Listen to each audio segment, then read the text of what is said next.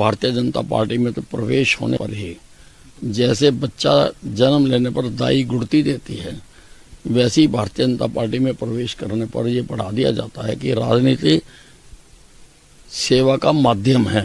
राजनीति सुख सुविधाएं भोगने के लिए नहीं है, सेवा का माध्यम है। परंतु अब क्योंकि प्रधानमंत्री नरेंद्र मोदी जी का 17 सितंबर को जन्मदिन मनाया जा रहा है और 17 तारीख से लेकर 2 अक्टूबर तक, जो कि महात्मा गांधी जी का जन्मदिन है, तो उसमें सघन सेवा प्रकल्प चलाए जाएंगे।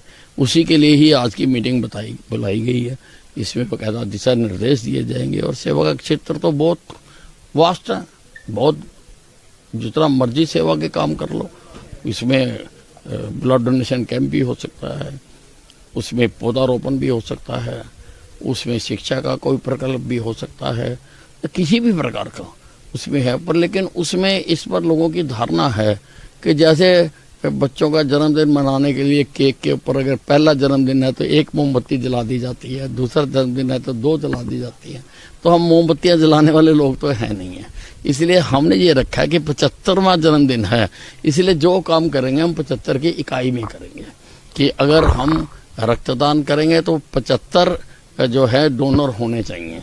अगर हम पेड़ लगाएंगे तो एक जगह पर 75 पेड़ हमें लगाने चाहिए। इस प्रकार से 75-75 के उसमें हम ये काम करेंगे। आज प्रधानमंत्री जी का पंजाब और हिमाचल में भी दौरा है और कई जगहों पर बाढ़ जैसी है, हरियाणा में भी। देखिए, अब प्राकृतिक आपदा है और इस बार पहले से बहुत ज्यादा आई है। जितने क्लाउड बर्स्ट इस बार हुए हैं उतने आज से पहले नहीं हुए। हालांकि वो प्राकृतिक फिनोमेना है तो उसका क्लाउड बस्ट होने का और उसका पैमाना भी है कि अगर 1 मिनट में 100 mm बारिश आ जाती है तो उसको क्लाउड बस्ट कहते हैं।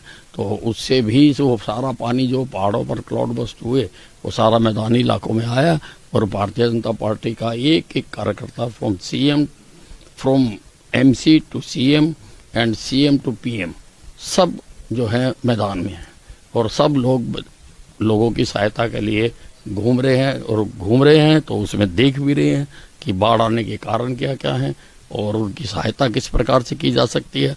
और 2 तरह के जो काम होते हैं वो हमारे निगाह में होते हैं। पहला तो होता है कि जो तुरंत करना है, इमीडिएटली, जैसे प्यास लग रही है तो पीने का पानी मुहैया कराना, भूख लग रही है रोटी मुहैया कराना। अगर कहीं पानी जमा हो गया तो उसको तुरंत कैसे निकालना है, चाहे मोटर लगा के निकालना है, नाला लगा के निकालना है, पाइप निकाल के निकालना है। और दूसरा, इसके साथ साथ हम ये भी अध्ययन करते हैं कि इसका जो है परमानेंट समाधान क्या है और वो भी हम फिर उसका अपने मन में रखते हैं और बाकी साल में